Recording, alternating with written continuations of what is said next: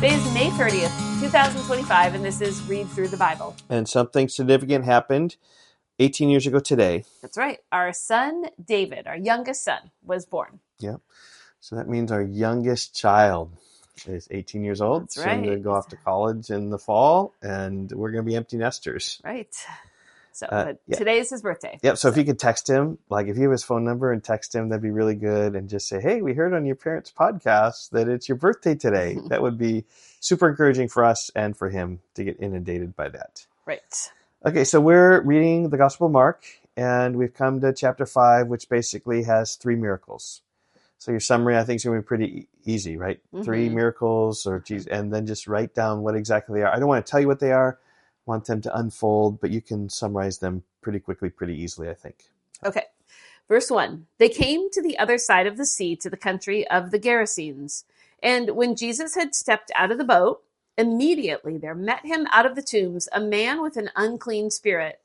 He lived among the tombs, and no one could bind him any more, not even with a chain, for he had often been bound with shackles and chains, but he wrenched the chains apart. I love the verb choice. He wrenched the chains apart. Them. Yeah. And he broke the shackles in pieces. No one had the strength to subdue him. So they're picking a big picture, right, of this man, super strong, super crazy, crazed man. They'd shackled, and like no one could bind him. No one was strong enough to subdue him, except night and day, among the tombs and on the mountains, he was always crying out and cutting himself with stones. And when he saw Jesus from afar, he ran and fell down before him. And crying out with a loud voice, he said, "What have you to do with me, Jesus, Son of the Most High God? I adjure you by God, do not torment me." It's a little bit like the man with the unclean spirit in the synagogue who knew clearly who Jesus was. Very similar. And so this is a man filled with demons. He knew totally who Jesus was. Okay, verse 8. For he was saying to him, "Come out of the man, you unclean spirit." And Jesus asked him, "What is your name?" He replied, "My name is Legion, for we are many."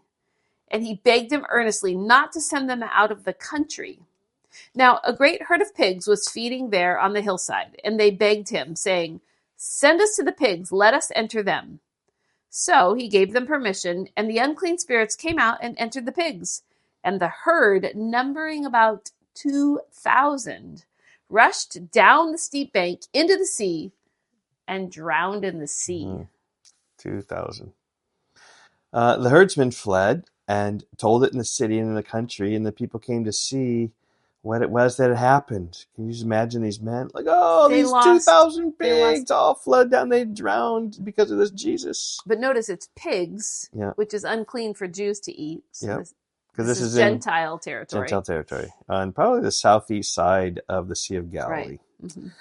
And they came to Jesus and saw the demon-possessed man, the one who had the legion, sitting there clothed in his right mind, and they were afraid.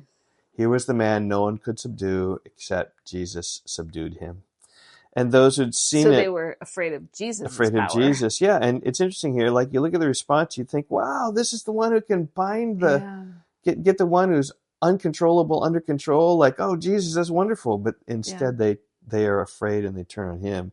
And those who'd seen it described to them what had happened to the demon-possessed man and to the pigs, and they began to beg Jesus to depart from their region. Shows like when you encounter God, it's not always a good thing and healthy thing. It's like, you get away from us. And he was getting into the boat.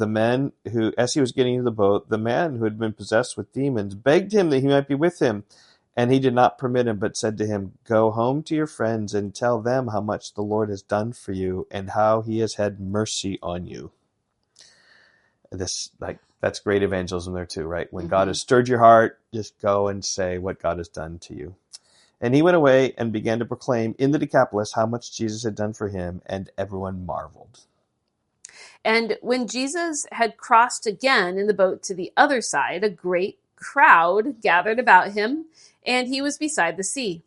Then came one of the rulers of the synagogue, Jairus by name, and seeing him, he fell at his feet and implored him earnestly, saying, "My little daughter is at the point of death. come and lay your hands on her so that she may be made well and live. And he went with him. And a great crowd followed him and thronged about him.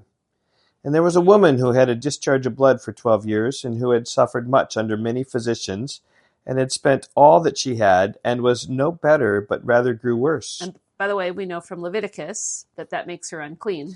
Yep, Leviticus 12 and 15. Yeah. And who had suffered much under many physicians, and had spent all that she had, and was no better, but rather grew worse. She had heard the reports about Jesus, and came up behind him in the crowd, and touched his garment, for she said, "If I touch even his garment, I will be made well." What great faith she had. And immediately the flow of blood dried up, and she felt in her body that she was healed of her disease. And Jesus, perceiving in himself that power had gone out from him, immediately turned about in the crowd and said, "Who touched me? Who touched my garments?" His disciples said to him, "You see the crowd pressing in around you, and you say, 'Who touched me?'" And he looked around to see who had done it. But the woman, knowing what had happened to her, came in fear and trembling, and fell down before him, and told him the whole truth. He said to her, "Daughter, your faith has made you well. Go in peace and be healed of your disease." While he was still speaking, there came from the ruler's house. So now we're going back to the story that started in verse 22. Okay, so while he was still speaking, there came from the ruler's house some who said, "Your daughter is dead. Why trouble the teacher any further?" But overhearing what they said, Jesus said to the ruler of the synagogue, "Do not fear, only believe." And he allowed no one to follow him except Peter, James, and John, the brother of James. They came to the house of the ruler of the synagogue, and Jesus saw a commotion, people weeping and wailing loudly. And when he entered, he said to them, "Why are you making a commotion and weeping? The child is not dead, but sleeping." And they laughed at him. But he put them all outside, and took the child's father and mother and those who were with him, and went in where the child was. Taking her by the hand, he said to her, "Talitha kumi," which means, "Little girl, I say to you, arise." And immediately the girl got up and began walking, for she was 12 years of age. And they were immediately overcome with amazement. And he strictly charged them that no one should know this, and told them to give her something to eat. Okay, so we have three miracles. The one is where the legion is cast out of the Gerasene demoniac and thrown into the 2,000 pigs and drowned. I mean, I'm telling you the story big, but you can summarize it. And then also this Jairus' dying daughter.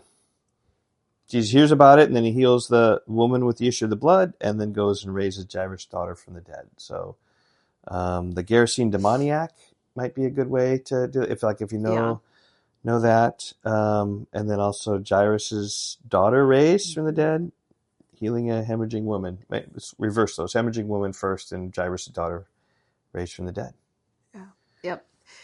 Yeah, and just some things to notice is that the woman had been bleeding for 12 years, and the girl was 12 years old. Interesting parallel there. And notice how often people were afraid. They were afraid after the demoniac man was healed, and the woman was afraid. The bleeding woman was afraid. And Jesus even told the ruler of the synagogue, "Do not fear, only believe." Yeah. All right. We will see you tomorrow. Bye-bye. Okay, goodbye.